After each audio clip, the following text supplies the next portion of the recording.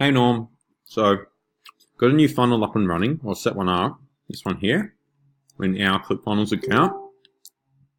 Now, what I need you to do is at this section here, the some of the results, so the case studies part just here.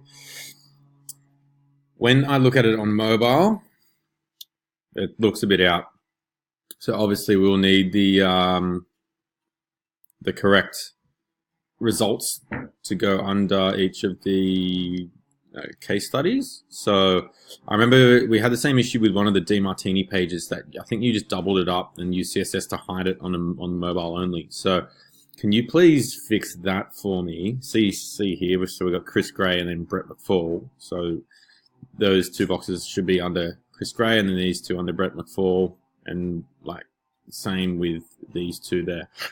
So can you please just fix that up and just do whatever you did with the DeMartini one? That'd be great. Thanks, man.